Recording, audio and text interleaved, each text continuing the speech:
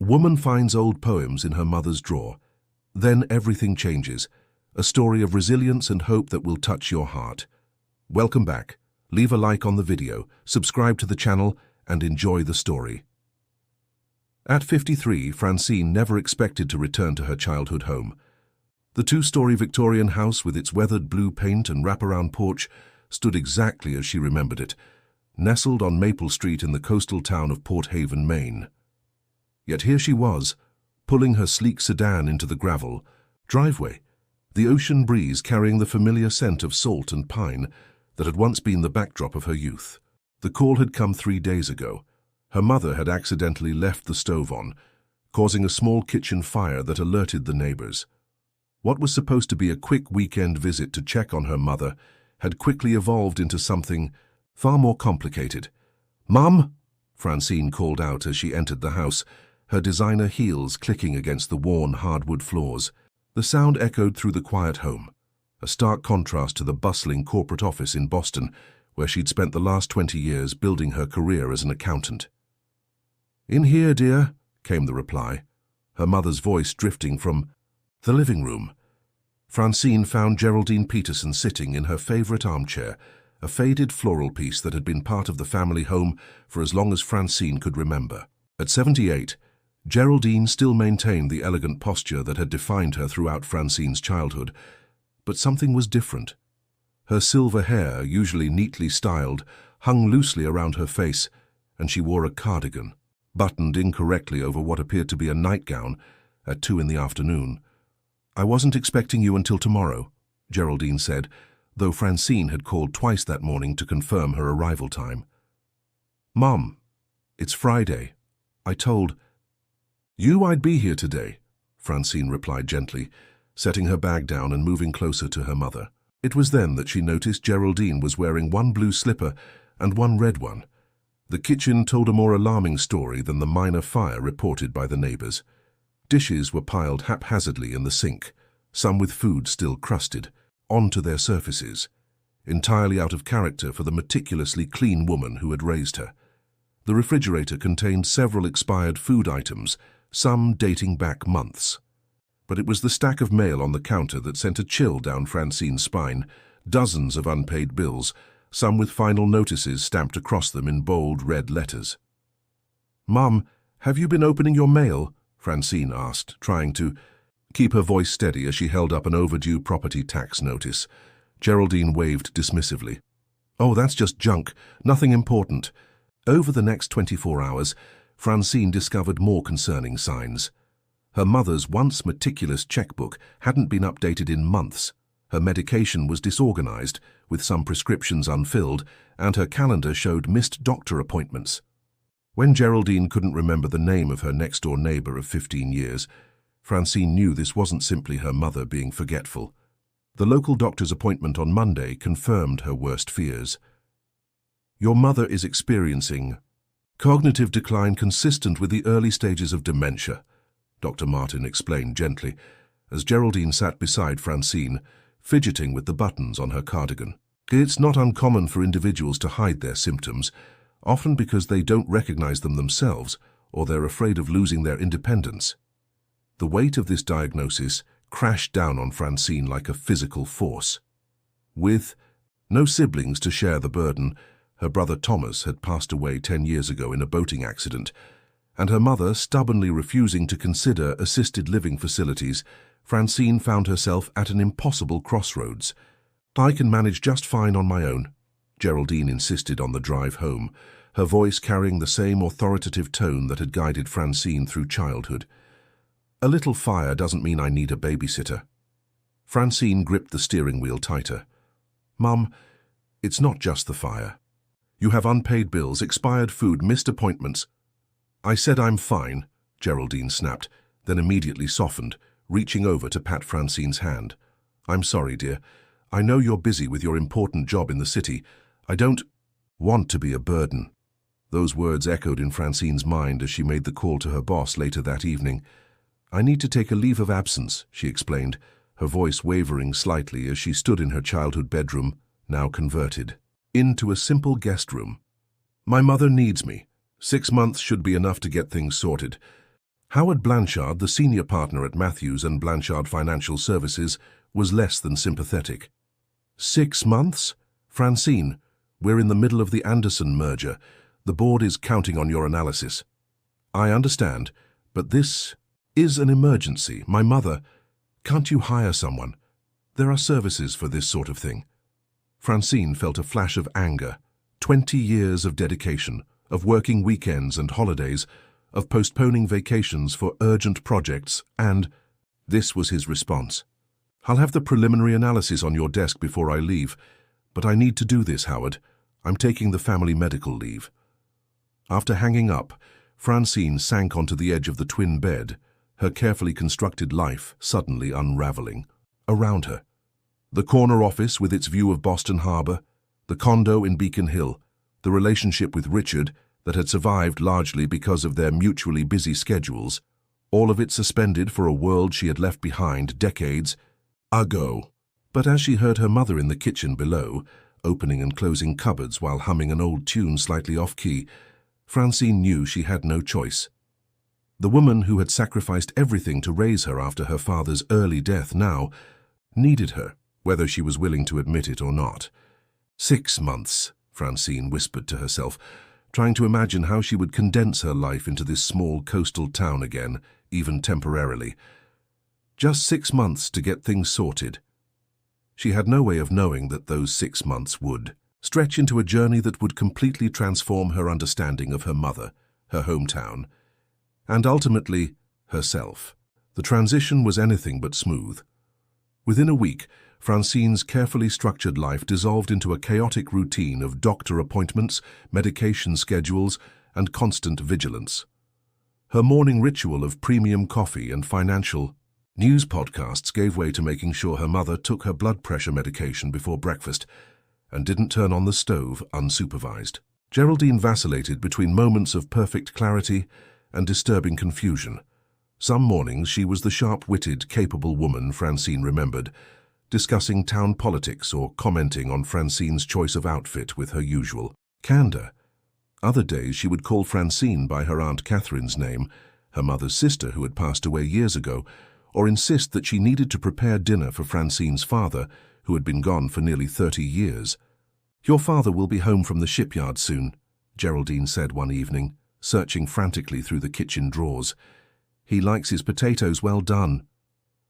"Dad didn't work at the shipyard, Mum," Francine corrected gently. "He was a high school English teacher, remember? And he passed away in 1994. Geraldine stopped her search, confusion clouding her face before it cleared suddenly. "Of course he did. I was thinking of Uncle James." She closed the drawer with a decisive push. "I'm just a little tired today." These moments of disorientation were heartbreaking, but equally difficult were the periods of lucidity when Geraldine seemed to fully comprehend what was happening to her. "I'm losing my mind, aren't I?" she asked one morning as Francine helped her button her blouse correctly. "You're not losing your mind, Mom. You have a medical condition that affects your memory sometimes, but you're still you."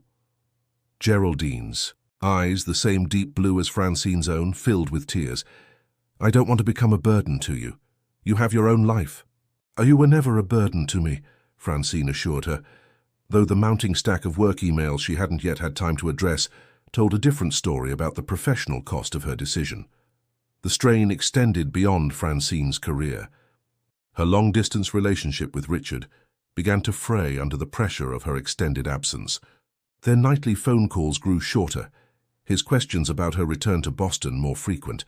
"I don't understand why you can't hire professional help," Richard said during one particularly tense conversation. "There are excellent facilities that specialize in memory care."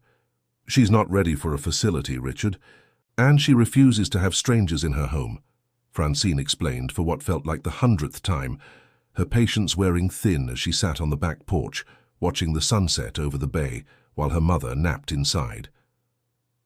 "And what about us? What about the plans we discussed?" His voice held an edge of accusation. The plans he referred to had been vague at best, casual mentions of maybe moving in together someday, perhaps even marriage eventually, all discussed in the hypothetical future that busy professionals like themselves could conveniently postpone. After 6 years together, their relationship had settled into a comfortable pattern of weekend visits and holiday getaways, an arrangement that had suited them both, until now. "This isn't forever, Richard. It's a family emergency." "It's already been a month with no end in sight," he countered. "The Thompson account is asking for you specifically. Howard's patience is running thin." "Then Howard will have to be impatient," Francine replied, a new firmness in her voice that surprised even her. "She's my mother." After hanging up, Francine remained on the porch, watching as fishing boats returned to the harbor for the evening, their silhouettes dark against the pink and orange sky. Port Haven had changed little in the decades since she'd left. The same family still ran the hardware store on Main Street. The high school football team still practiced on the field where she'd once sat in the bleachers, cheering alongside her mother. There was something both comforting and stifling about the town's resistance to change.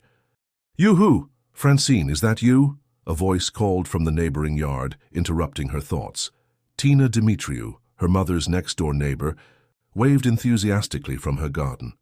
At nearly 70, the Greek immigrant still maintained a vibrant vegetable garden and moved with the energy of someone decades younger. Her silver hair was pulled back in a practical bun, and her hands were covered in soil from the herbs she was tending. "Hello, Mrs. Dimitriou," Francine called back, getting up to walk to the fence that separated their properties. "Tina, please." "Mrs. Dimitriou makes me feel like my mother-in-law," she laughed. "How is Geraldine today?" "It's been a good day, mostly." She recognized everyone at the pharmacy and remembered to ask about Mr. Peterson's grandchildren. Tina nodded knowingly. "The good days are a blessing. You hold on to those." She reached into a basket beside her and pulled out a covered dish. "I made moussaka, too much for just me. Perhaps you and your mother would enjoy it for dinner." This had become something of a ritual in the month since Francine's return, Tina accidentally making too much food and sharing it with them. At first, Francine had politely tried to decline, uncomfortable with what felt like charity, but she'd quickly learned that refusing Tina's generosity was both impossible and unwise. The woman's cooking was excellent, and more importantly, Geraldine actually ate it with enthusiasm, unlike the meals Francine prepared with her limited culinary skills. "That's very kind of you. Mom always enjoys your cooking," Francine said, accepting the dish. "It's nothing," Tina waved dismissively. "Your mother did the same for me when Nikos passed. Months she brought food, checked on me." She looked at Francine with warm brown eyes. "Community, this is what we do. No one survives alone." As she carried the warm dish back into the house, Francine reflected on Tina's words. In Boston, she knew the names of exactly 3 neighbors in her condo building, and she couldn't recall the last time she'd had a meaningful conversation with any of them. Here in Port Haven, she couldn't go to the grocery store without running into someone who had a story about how her mother had volunteered at their child's school or delivered food during an illness. If you are enjoying the story, type 5 in the comments and subscribe for more videos like this. If not, type 0. It helps me create even better content for you. Continuing. Dr. Nicholas Howard was not what Francine expected. When she'd scheduled an appointment with the new geriatric specialist at Port Haven Medical Center, she'd imagined someone older, perhaps with grey hair and half-moon spectacles, not the tall, broad-shouldered man with prematurely silver-streaked dark hair who greeted them in the examination room. "Ms. Peterson, I'm Dr. Howard." He extended his hand first to Geraldine, then to Francine, his grip warm and firm. "But please call me Nick." It took Francine a moment to place him, and then the recognition hit her with unexpected force. Nicholas Howard, from Port Haven. "Hi?" His smile widened, revealing a small gap between his front teeth that instantly transported Francine back to senior year, to corsages and slow dances and promises made under starlit skies. "I was wondering if you'd remember me. It's been, what, 35 years? 36, Francine corrected automatically, then felt heat rise in her cheeks. "You look different." "Well, I certainly hope so," he laughed. "I was a skinny kid with braces back then." "You two know each other?" Geraldine asked, looking between them with interest, the most engaged she'd appeared all morning. "Nick and I dated in high school, Mom. Don't you remember?" Francine asked, watching her. Mother carefully for signs of recognition. Geraldine's forehead wrinkled in concentration. Nicholas, oh, the boy who brought you lily corsages instead of roses because you were allergic. Your prom date. Nick's eyebrows rose in obvious surprise. That's right, Mrs. Peterson. Good memory. I remember important things, Geraldine said, with a dignity that momentarily masked her condition. For you broke my daughter's heart when you went away to college. Mum, Francine hissed, mortification washing over her. Nick cleared his throat, his professional demeanor returning. Well, today I'm here as Geraldine's doctor. Let's talk about how she's been doing since her diagnosis. As the appointment progressed, Francine found herself impressed by Nick's thorough approach and the gentle, respectful way he interacted with her mother. He didn't speak over Geraldine or address only Francine, as some doctors had done. Instead, he directed his questions primarily to Geraldine, turning to Francine only for clarification when necessary. The medication Dr. Martin prescribed is a good start, Nick explained as he reviewed Geraldine's chart, but I'd like to adjust the dosage slightly, and I'm concerned about these sleep disturbances you mentioned. By the end of the appointment, they had a modified treatment plan and a follow-up scheduled for the following month. As they prepared to leave, Nick handed Francine his card, his fingers brushing against hers briefly. My direct line is on the back, he said. Call any time if you have concerns. Managing cognitive decline can be overwhelming, especially when you're doing it alone. There was something in his eyes, an understanding that went beyond professional courtesy, that caught Francine off guard. She realized he must know what it was like, this slow losing of someone still physically present. Thank you, she said, meaning it sincerely. As they walked through the parking lot, Geraldine linked her arm with Francine's. He was always sweet on you, that boy, she said with a clarity that seemed to come and go like the tide. His wife died, you know. Cancer 2 years ago. Tragic. The whole town brought casseroles for months. Francine absorbed this information with a pang of sympathy. I didn't know he was widowed. You would if you came home more often, Geraldine replied, then immediately softened the rebuke by patting Francine's hand. But you're here now. That's what matters. The rhythm of care gradually became more manageable as spring warmed into summer.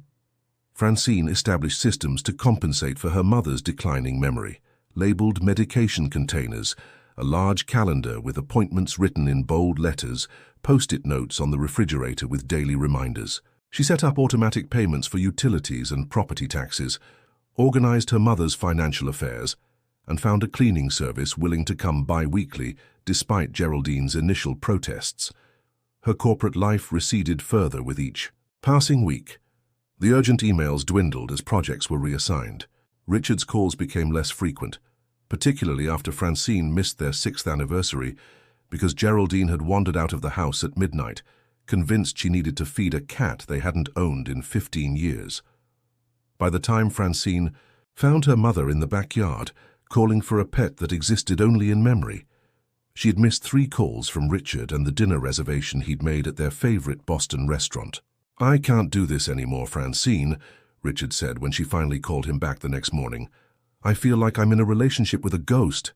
I told you, it was an emergency. She could have wandered onto the road. It's always an emergency, he interrupted. First it was going to be a few weeks, then a couple of months. Now you've been gone nearly 3 months with no end in sight. Francine pinched the bridge of her nose, fighting the beginnings of a headache. What do you want me to do, Richard?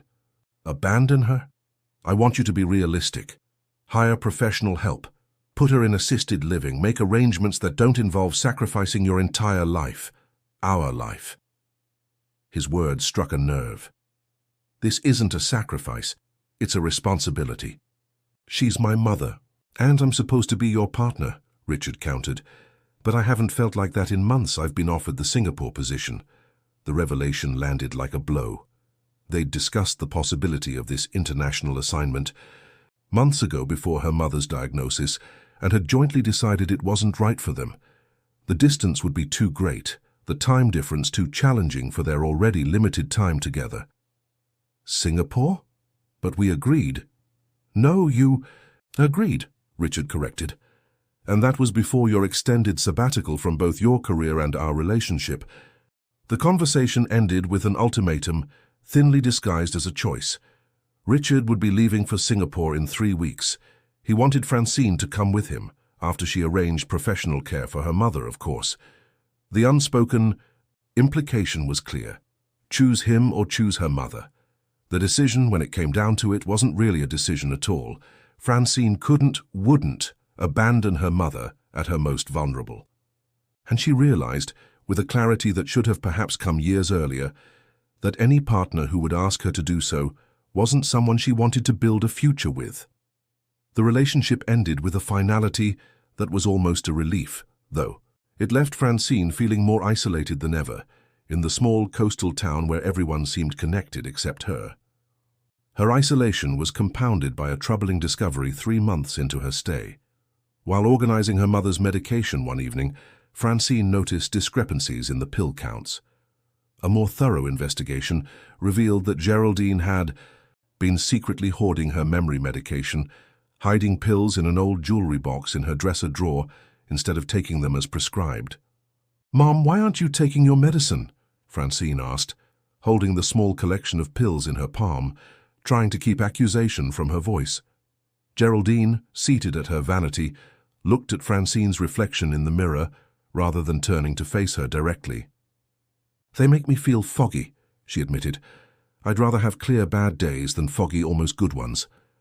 The revelation coincided with a noticeable worsening of symptoms. Geraldine began forgetting people she'd known for decades, became disoriented. In the grocery store she'd frequented for years, and once attempted to make tea by placing the kettle in the refrigerator. The incidents forced Francine to implement a more structured care system and confront the reality that her mother's independence was slipping away faster than anticipated. Each small loss of memory, of ability, of independence seemed to physically pain Geraldine, who had always prided herself on her self-sufficiency.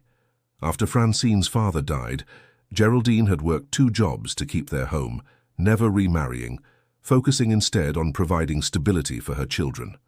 To now depend on others, particularly her daughter, who had built a life so separate from hers, was perhaps the cruelest twist of her condition. One evening, as Francine helped her mother prepare for bed, Geraldine clutched her hand suddenly. "I'm sorry," she whispered, her eyes clearer than they had been in days. "For what, Mom?" "For becoming a burden. For making you come back here, when you worked so hard to get away." Francine felt her throat tighten. "You're not a burden, Mom, and maybe getting away wasn't the achievement I thought it was." Geraldine smoothed the bedspread with her free hand, a gesture Francine remembered from childhood, her mother always straightening, always creating order from chaos. "I wanted more for you than this small town. Your father and I both did. That's why we pushed you to go to that fancy college, even though it meant double shifts at the diner for me." "I know, Mom. But I think maybe we pushed too hard," Geraldine continued, her voice taking on a wistful quality. "You left and hardly ever came back. Christmas, sometimes Thanksgiving, we lost so many years." The words landed with unexpected force. Francine had always viewed her infrequent visits as a natural consequence of her demanding career, her busy life in Boston. She'd called regularly, sent gifts on appropriate occasions, fulfilled what she considered her filial obligations. But, sitting here in the fading light of her mother's bedroom, the math of their separated lives suddenly seemed stark. 25 years of living 4 hours apart, reduced to perhaps a cumulative 6 months of actual time spent together. "I'm here now," Francine offered, unsure if it was enough. Geraldine patted her hand. "Yes, you are. My girl came home." She smiled, then asked with complete seriousness, "Are you staying for dinner? I can make your favorite meatloaf." The confusion had returned, the moment of clarity already fading. Francine swallowed her sadness and nodded. "I'd love that, Mom. Let's make it together tomorrow."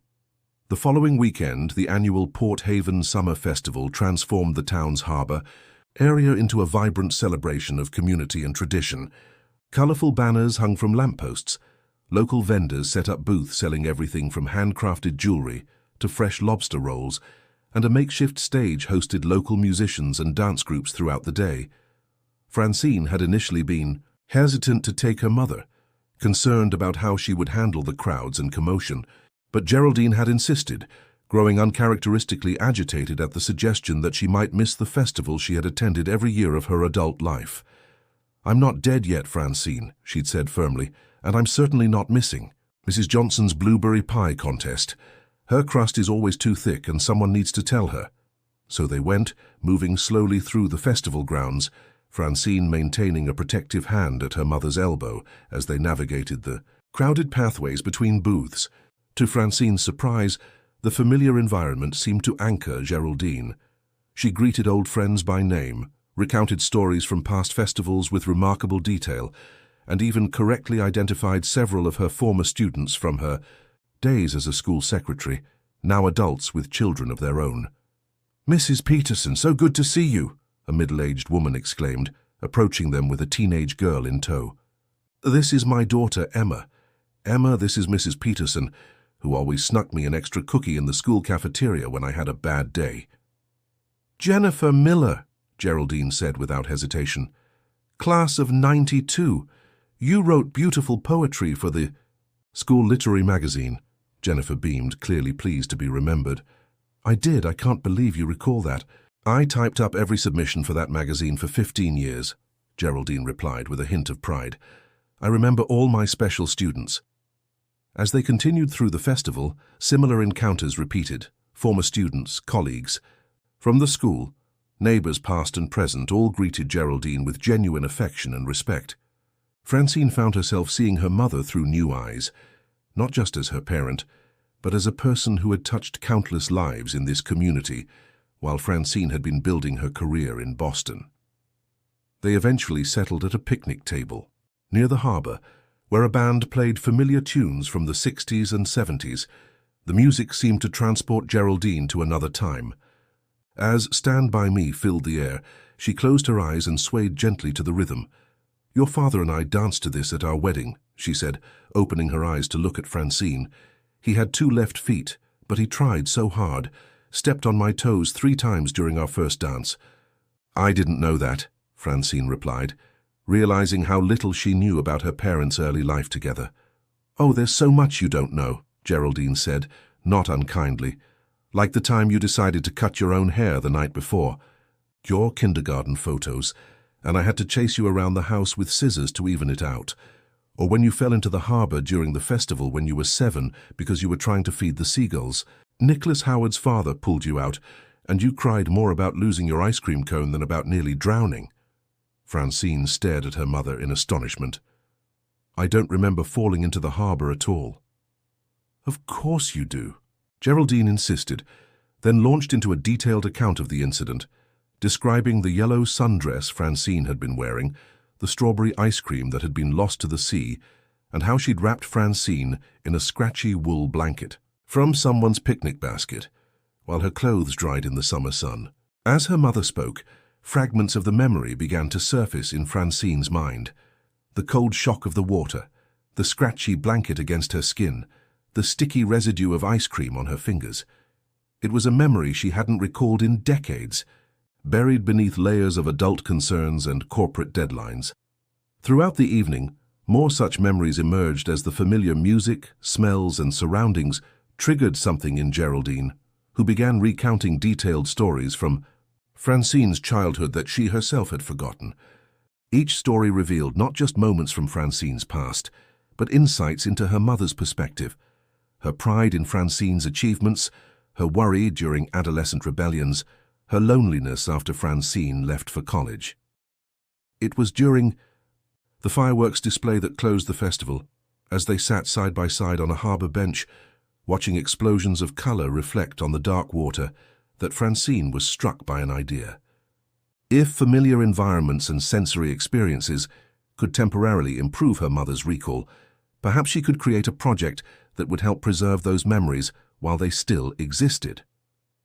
"Mom," she said, taking Geraldine's hand as the finale of red, white, and blue fireworks illuminated their faces. "I want us to make something together, a memory book. with photos and stories and all the things you remember that I've forgotten." Geraldine turned to her, her face softened by the fading glow of the last fireworks. "That sounds lovely, dear, but why?" "Because your memories are precious," Francine answered, surprised by the emotion suddenly thickening her voice, "and I don't want to lose any more of them than we already have." The memory project began the following day, with Francine unearthing boxes of old photographs from the attic, while Geraldine sorted through her collection of recipes, many handwritten on index cards stained with ingredients from decades of use.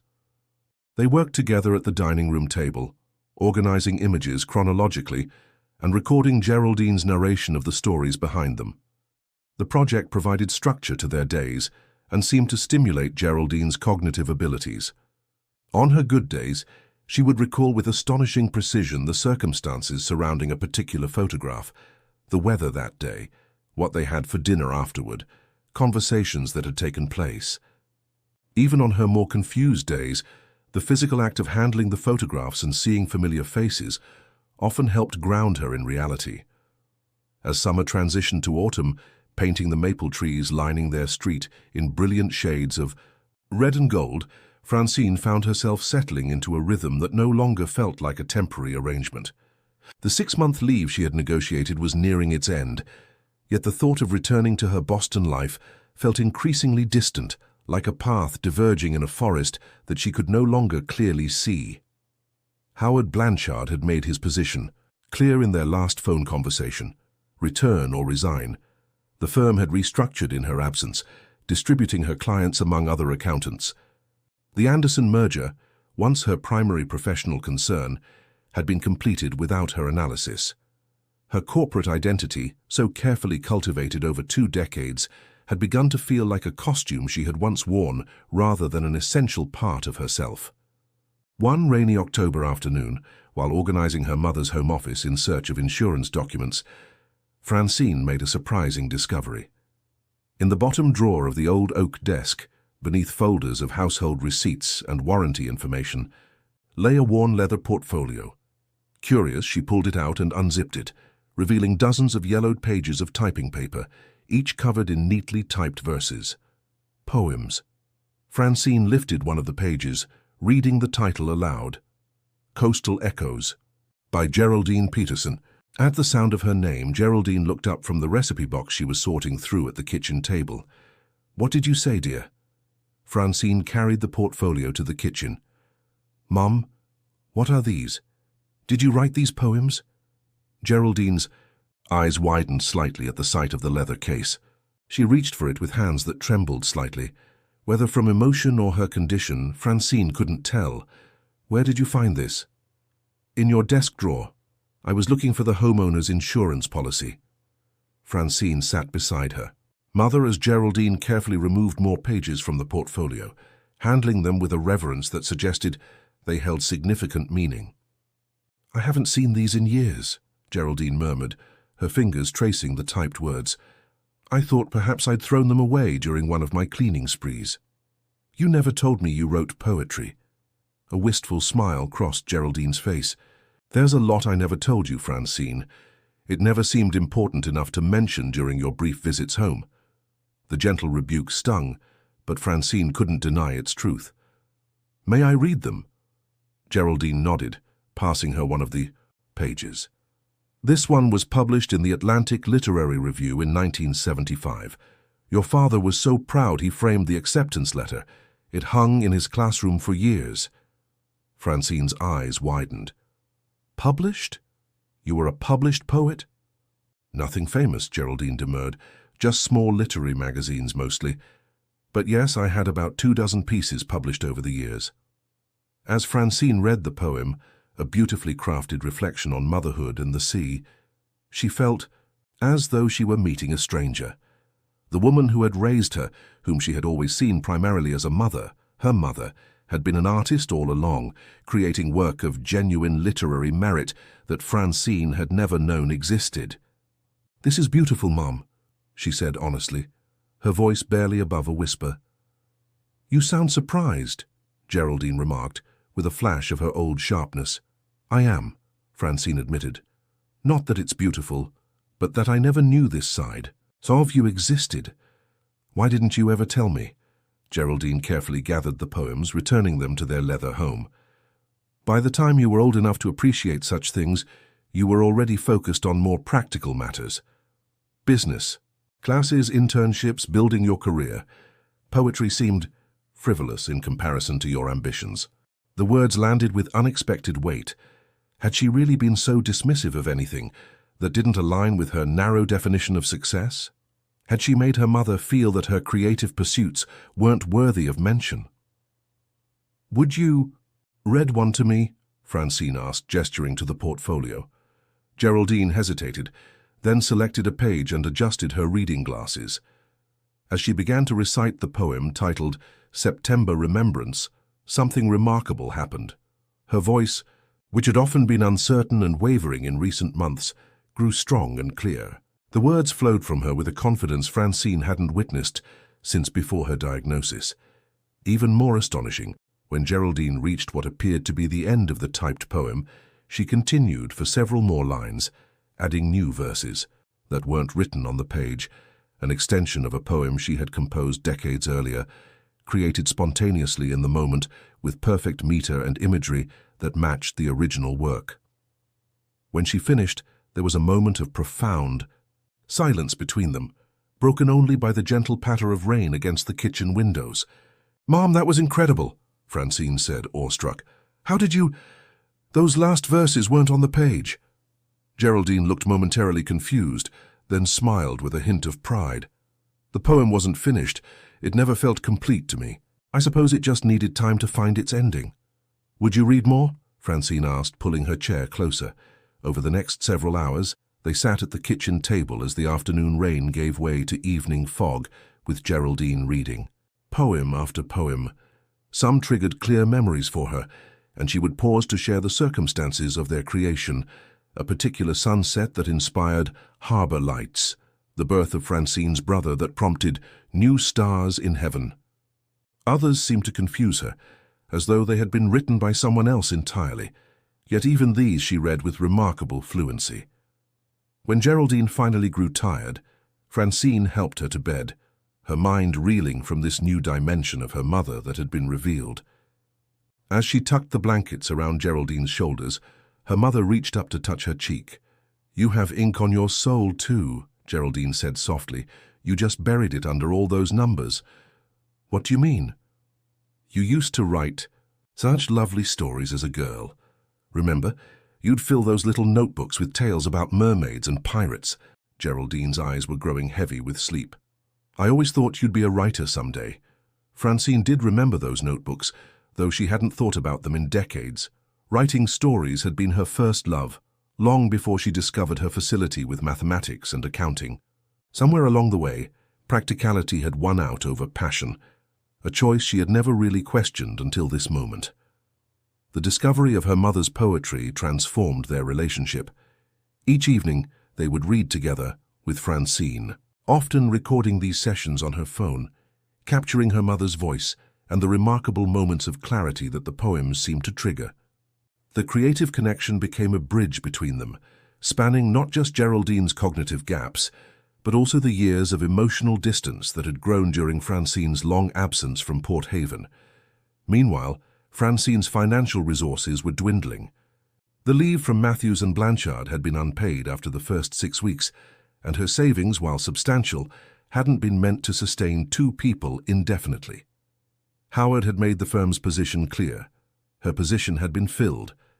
If she wanted to return, it would be in a junior capacity until she proved herself again, an insulting proposition after 20 years of dedicated service. With mounting medical bills and the realization that her 6-month leave would not be sufficient, Francine faced a critical decision. Should she return to Boston and try to rebuild her career while arranging professional care for her mother? Or should she find a way to remain in Port Haven, close to the woman who now depended on her more with each passing week? The answer came from an unexpected quarter. While waiting for her mother's appointment with Nick, Francine overheard Margie, the office receptionist, lamenting her bookkeeping woes. "Tax season is coming, and my records are a mess," Margie sighed to another patient. Since Elsie retired, there's no decent accountant in town. I'm thinking of driving to Portland just to get my business taxes done." On impulse, Francine handed Margie her card after checking her mother in. "I'm staying in town for the foreseeable future. I'd be happy to help with your books if you're interested." Margie's expression brightened as she read the card, which still bore Francine's Boston credentials. "You're an accountant? A real one, with all the certifications and everything?" 20 years of experience, Francine confirmed. "I'm on leave from my firm in Boston, but I'm looking to pick up some local work while I'm caring for my mother." Word spread quickly in the small community. Within a week, Francine had appointments with the hardware store owner, a local restaurant, and 3 other small businesses, all desperate for professional financial guidance. Using her mother's dining room table as an impromptu office, she began using her accounting skills to help local small business owners manage their finances, allowing her to earn income while remaining close to home. The arrangement proved unexpectedly satisfying. Unlike the massive corporate accounts she had managed in Boston, these small businesses had faces and stories attached to them. When she helped Pete Davis at the hardware store identify tax deductions he'd been missing for years, the relief and gratitude on his weathered face provided a different kind of professional satisfaction than closing a multi-million-dollar deal ever had. As autumn deepened into winter, the coastal town was transformed by early snowfalls that blanketed the Victorian houses and harbour docks in pristine white. The beauty was tempered by practical challenges, keeping walkways clear to prevent Geraldine from falling, ensuring the heating system remained functional in the aging house, stocking up on essentials before storms hit. Winter also brought harsh coastal storms, and during a particularly severe blizzard in January, the power went out across Port Haven. The old house grew cold quickly, despite the fireplace Francine had stocked with wood. Wrapped in layers of sweaters and blankets, they huddled in the living room as wind howled outside and temperatures dropped. "I need to check on Mittens," Geraldine announced suddenly around midnight, throwing off her blankets and standing with unexpected determination. "Ho-ho, Mom, we don't have a cat," Francine reminded her gently, rising to intercept her mother before she could leave the relative warmth of their blanket nest. "Not our cat. Mrs. Finch's cat," Geraldine insisted. "She's away visiting her daughter. In Florida. I promised to feed Mittens. Mrs. Finch moved to Arizona 3 years ago, remember? And she took her cat with her." Francine tried to guide her mother back to the couch, but Geraldine pulled away with surprising strength. "Don't be ridiculous. I just spoke with her yesterday." Geraldine's voice had taken on the edge it often did when her confused reality collided with actual facts. "That poor cat will freeze in this storm." Before Francine could stop her, Geraldine had located her coat on the hall tree and was fumbling with the front door lock. "Mom, stop, it's dangerous out there." But Geraldine had already managed to open the door, and a blast of frigid air and snow swept into the house as she stepped onto the porch, still wearing her slippers instead of boots. Francine grabbed her own coat and followed immediately, but in the swirling snow and darkness, she couldn't see which direction her mother had gone. "Mom!" she called, her voice swallowed by the howling wind. Panic rising, she trudged through, knee-deep snow around the house, calling Geraldine's name repeatedly.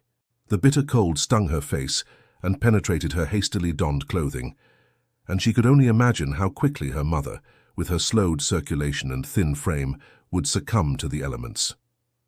After 20 minutes of desperate searching, using her phone's flashlight to scan the white landscape, Francine found her mother collapsed in a snowdrift at the edge of Tina's property. Geraldine was semi-conscious, her lips blue, still murmuring about needing to find Mittens. With adrenaline providing strength she didn't know she possessed, Francine managed to half-carry, half-drag her mother back to the house. She wrapped Geraldine in every blanket she could find and, despite the storm, managed to get enough cell signal to call Nick. He arrived within 15 minutes, medical bag in hand, his SUV equipped with chains to navigate the treacherous roads. Together they worked to slowly warm Geraldine, monitoring her temperature and heart rate as color gradually returned to her face. "She's lucky you found her when you did," Nick said quietly, as Geraldine finally dozed off, her condition stabilized. Another 20 minutes in this weather. He didn't need to finish the sentence. Francine knew how close she had come to losing her mother, not to the slow progression of dementia, but to a sudden, preventable accident born of confusion and an unlocked door. "I can't do this alone anymore," Francine admitted, her voice breaking as the reality of the situation crashed over her. "I thought I could handle it, but tonight proves I can't. What if I hadn't woken up when she got out of bed? What if I hadn't found her in time?" Nick placed a comforting hand on her shoulder. "Nobody can do this alone, Francine. Not even medical professionals. That's why there are memory care facilities with 24-hour supervision." The words struck at Francine's deepest fear, that despite her best efforts, despite uprooting her life and sacrificing her career, she would still fail her mother. That love alone wasn't enough to provide the care Geraldine needed. "I promised her she could stay in her home," Francine whispered, looking at her mother's peaceful face so vulnerable in sleep. "And you've honored that promise heroically," Nick assured her. "But circumstances change. Her condition is progressing. What she needs now is different from what she needed 6 months ago." After Nick left, promising to return in the morning to check on Geraldine, Francine sat beside her mother's bed, watching the gentle rise and fall of her chest. The storm had passed by dawn, leaving a pristine white landscape outside the bedroom window and an awful clarity in Francine's mind. She spent the next several days researching care facilities, making calls and calculating costs. The reality was sobering. The nearest quality memory care facility was in Portland, nearly an hour away, and the monthly cost was staggering. To afford it, they would need to sell the family home, the Victorian house that had been in their family for 3 generations, where Francine and her brother had grown up, where her mother had lived for over 50 years. Just when Francine had resigned herself to this heartbreaking necessity, Tina appeared at their door, carrying a pot of her famous avgolemono soup and a proposition that would change everything. "Your mother told me what you're planning," Tina said without preamble as she set the soup on the kitchen counter. "Selling the house, moving her to that place in Portland." Francine sighed, unsurprised that her mother had shared this information during one of her lucid periods. "It's not what I want, Tina, but after what happened during the storm, she needs more care than I can provide alone." Tina shook her head firmly. "There's another way. Our community has been doing it for generations. Over cups of strong Greek coffee?" Tina introduced Francine to a concept that had never appeared in her research, a community elder care cooperative that had operated quietly in Port Haven for generations. Inspired by the town's immigrant roots, Greek, Italian, Portuguese, and Irish families who had settled the area in the late 19th century, the cooperative allowed elderly residents to remain in their homes through a network of rotating caregivers and shared resources. "My grandfather lived to 97 in his own home because of this system," Tina explained. "We take turns. Some provide meals, others help with housekeeping or transportation to appointments. The younger ones handle home repairs and heavy lifting. We have 3 nurses in the group who check medications and vital signs. Everyone contributes what they can." Francine was initially skeptical. "That sounds quaint, but Mom needs professional medical supervision." She wandered out in a blizzard, Tina. "So we installed better locks, door alarms. Nelson at the hardware store can do that tomorrow, and we have a schedule so someone checks in every few hours." Tina's practical approach to what Francine had seen as insurmountable challenges was both refreshing and humbling. "Why would all these people help us? They barely know me." Tina's expression softened. "They know your mother. She's been part of this community all her life. She was there when Maria Goncalves' husband died suddenly, watching her children so Maria could make funeral arrangements. She drove old Mr. Petrakis to dialysis 3 times a week for years. She organized meal deliveries when the Sullivans' triplets were born premature. We don't forget these things." The next morning, Tina introduced Francine to Elena Vasquez, the unofficial coordinator of the cooperative. In her late 60s, Elena had the efficient demeanor of someone accustomed to managing complex systems. At her dining room table, covered with notebooks and a well-worn laptop, she outlined how the cooperative would integrate Geraldine and Francine into their network. "We're not a replacement for medical care," Eleanor explained, showing Francine the detailed schedule she maintained. "Dr. Howard will still oversee her treatment, and you'll still be her primary caregiver. But you'll have support, scheduled visits, emergency contacts, people checking in regularly." The arrangement would provide Geraldine with social stimulation beyond just Francine's company, while giving Francine the respite hours she desperately needed to maintain her growing accounting practice and her own mental health. It wasn't a perfect solution, nothing could be given the progressive nature of dementia, but it offered a middle path between struggling alone and institutional care. Francine watched in amazement over the following weeks as the cooperative swung into action. Nelson from the hardware store installed special locks and a simple alarm system that would alert Francine if exterior doors opened during nighttime hours. Rachel, a retired nurse who lived 3 doors down, began stopping by every morning to help with Geraldine's medication and check her vital signs. Tina continued her food deliveries, often staying to share the meal and chat with Geraldine about town gossip, which seemed to engage her mother's attention more effectively than anything Francine attempted. Most surprisingly, a rotation of high school students began appearing every other afternoon, fulfilling community service requirements by reading to Geraldine, helping with simple household chores, or just keeping her company while Francine worked with clients. These young visitors seemed to spark something in Geraldine. She would correct their grammar as they read aloud, share stories from her days working at the school, and occasionally on her good days even recite poetry for them. As spring returned to the coast, bringing with it longer days than the first, green shoots in Tina's garden, Francine's makeshift accounting service had grown into a thriving small business with over 20 regular clients. She had converted the rarely used formal dining room into a proper home office, investing in a new computer system and professional software.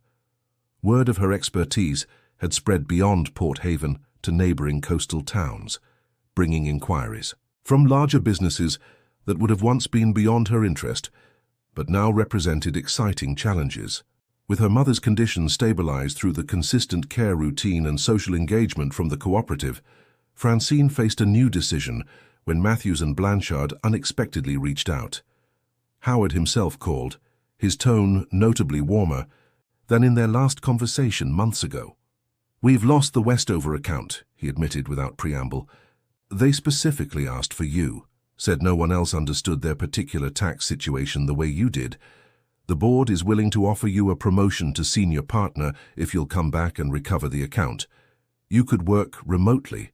Most of the time, just come to Boston for quarterly meetings and major client presentations. The opportunity would secure her financial future, but require frequent travel and division of her attention between Boston and Port Haven." A year ago, she would have jumped at the chance. Now she found herself hesitating. "I need to think about it, Howard. My situation here is complicated." Of course," he replied, though his tone suggested he had expected immediate gratitude. "Take the weekend. We'll need an answer by Monday." After hanging up, Francine wandered into the sunroom where her mother sat in a patch of spring sunshine, a notebook open on her lap. Since the discovery of her poetry, Francine had provided Geraldine with blank journals, encouraging her to write during her lucid periods. Often these attempts resulted in fragmentary lines or confused repetitions, but occasionally Geraldine produced moments of startling clarity and beauty. "What are you working on, Mum?" Francine asked, settling into the wicker chair beside her. Geraldine looked up, her expression unusually focused. "A new poem. Would you like to hear it?" "I'd love to." Geraldine cleared her throat and began to read, her voice steady and clear. Daughters of Memory. "We are more than what remains when memory fails, more than the hollow spaces where names once lived. We are the impression left upon a younger heart, the echo that continues after our stories fade. My daughter thinks I am diminished by forgetting, but I have simply distilled to what matters most. The feel of her small hand in mine as we crossed streets, the sound of her laughter carried on summer wind. Time is not linear but a spiral staircase. I sometimes find myself on lower or higher landings, confused by the view, but never truly lost. For even as names escape me, love remains. What is a mother but the first vessel of memory? What is a daughter but its most precious cargo? Francine sat in stunned silence, tears filling her eyes. The poem was not only beautiful, but displayed a self-awareness about Geraldine's condition that she rarely exhibited in conversation. It was as though her poetic voice could access insights her everyday mind could no longer reach. "Mom, that's incredible," she finally managed to say. Geraldine smiled, seeming pleased with herself. "It's not finished, but it's getting there." She closed the notebook and placed it carefully on the side table. "Nicholas called while you were working. He's coming for dinner tomorrow." Nick had indeed become a steady presence in their lives, stopping by regularly to check on Geraldine's medical condition, but staying for meals and conversation that increasingly had little to do with his professional responsibilities. Francine had found herself looking forward to these visits, enjoying the easy camaraderie that had developed between them, a relationship built on shared concern for her mother, but evolving into something that felt increasingly personal. "Yes, he mentioned he might stop by," Francine acknowledged, feeling a slight warmth rise in her cheeks that had nothing to do with the spring sunshine streaming through the windows. Geraldine gave her a knowing look that reminded Francine of her mother's once sharp perception. "He's a good man, not like that city boyfriend who couldn't be bothered to meet your mother more than twice in 6 years." "Richard and I wanted different things," Francine replied diplomatically. "And what do you want, Francine?" Geraldine asked with unexpected directness. "Are you happy here?" The question caught Francine off guard. Was she happy? The past year had been the most challenging of her life, physically exhausting, emotionally draining, financially precarious. She had lost her prestigious position, ended her long-term relationship, and watched her mother's mind slowly unravel despite her best efforts to hold it together. Yet somehow, amidst all that loss, she had found something she hadn't even known was missing: a community, a sense of purpose beyond quarterly projections and year-end bonuses, relationships based on genuine connection rather than professional networking, and most surprisingly, a creative spark rekindled by her mother's poetry. She had even begun writing again herself, small stories and reflections in the quiet evenings after Geraldine went to bed. "I think I am," Francine answered, surprising herself with the certainty she felt. "Not in the way I expected to be, but yes, I'm happy here." Inspired by her mother's poem, Francine arranged a meeting with Dr. Eleanor James, a literature professor at the local community college. She brought along a selection of Geraldine's work, both the older published pieces and the newer fragments written during her more lucid moments. "These are remarkable," Dr. James said after reading through several poems. "The early work shows considerable talent, of course, but these recent pieces—" She tapped the notebook containing Geraldine's new writing. "There's something raw and profound here. The way she addresses memory and identity directly. It's almost as though the condition has stripped away any artifice in her writing, leaving only the most essential truths." "Do you think they might be worth publishing?" Francine asked. "As a collection, perhaps?" Dr. James nodded enthusiastically. "Absolutely. There's growing interest in literature that addresses aging and cognition. These poems offer a unique perspective, from inside the experience rather than observing it. From the outside, I'd be happy to help you put together a manuscript." Over the next few weeks, Francine worked with Dr. James to organize her mother's poetry into a cohesive collection, supplementing the verses with brief contextual notes that provided readers insight into the circumstances of their creation. They titled the collection "Remembering to Forget Poems of Presence and Absence," and with Dr. James's connections in the literary community, secured interest from a small but respected publisher specializing in poetry. 1 year after her initial return home, Francine stood in the sunroom of her mother's, now their house, watching as spring rain washed the world clean outside the windows. The decision to decline Howard's offer had been easier than expected. She had built something meaningful here, a successful local accounting practice that allowed her to use her skills while maintaining flexibility for her mother's care. The pending publication of her mother's poetry collection, and deep connections with a community that had embraced her as one of their own. Nick arrived that evening as the rain cleared, bringing takeout from the local seafood restaurant and a bottle of wine. They ate at the kitchen table while Geraldine napped in the living room. Her sleep schedule increasingly shifted earlier as her condition progressed. "I heard about your decision," Nick said as they cleared the dishes together. Howard Blanchard was apparently quite vocal about his disappointment at the Chamber of Commerce meeting in Portland. Francine laughed. "I'm not surprised. Howard doesn't handle rejection well." "His loss is Port Haven's gain," Nick replied, his hand brushing against hers as he passed her a plate to dry. "And mine."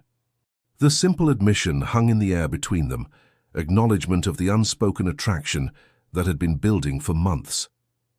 Unlike her relationship with Richard, which had been based largely on shared professional ambitions and compatible lifestyles, her connection with Nick had developed organically through shared challenges and mutual support. "I was wondering," Nick said, suddenly seeming almost boyishly uncertain, "if you might like to have dinner sometime. Just the two of ye." "Haas, not take out in your kitchen," Francine smiled. "Are you asking me on a date, Dr. Howard?" "I believe I am, Miss Peterson." His blue eyes crinkled at the corners. "Though I should warn you, if you say yes, the entire town will know by breakfast tomorrow." Small town gossip, one of the many charms of Port Haven I'd forgotten about. Nick's expression grew more serious. "I know your situation is complicated, Francine.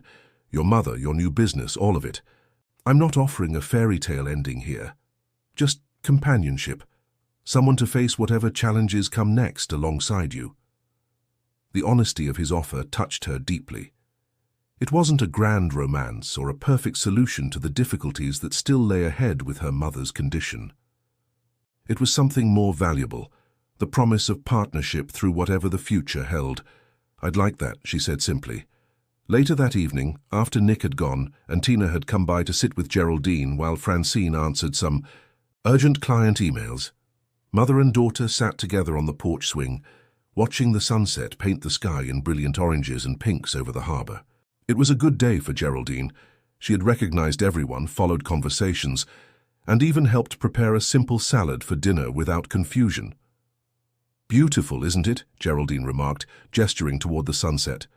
"Your father and I used to sit out here every evening during the summer. He'd grade papers, and I'd work on my poems. I wish I had appreciated this view more when I was younger," Francine admitted. "You were always in such a hurry to get somewhere else," Geraldine said without judgment. "Some people need to leave before they can come home." The swing creaked, gently as they rocked in comfortable silence, the evening breeze carrying the scent of salt and the distant sound of fishing boats returning to harbor. Francine thought about the journey of the past year. What had begun as an emergency response to her mother's decline had become a transformation of her own life's direction. Her mother turned to her with unexpected clarity and said, "You know, sometimes we have to forget who we thought we were supposed to be to remember who we really are." Francine reached for her mother's hand, threading their fingers together as she had as a child. In caring for her mother, she hadn't just preserved Geraldine's dignity, she had discovered her own authentic path. What had initially felt like sacrifice had become a different kind of success story, measured not in corporate achievements, but in moments of connection, creativity, and courage. The emergency that had brought Francine home had become a journey of rediscovery, of her mother as a complete person with her own dreams and talents, of her hometown's capacity for community care, and of her own ability to rebuild a life around what truly matters. As the last light of day faded and the first stars appeared over the harbor, Francine knew with certainty that she was exactly where she needed to be. "Congratulations," type 9 in the comments so that I know you stayed until the end with me. Thank you for watching, and until tomorrow's story on this same channel.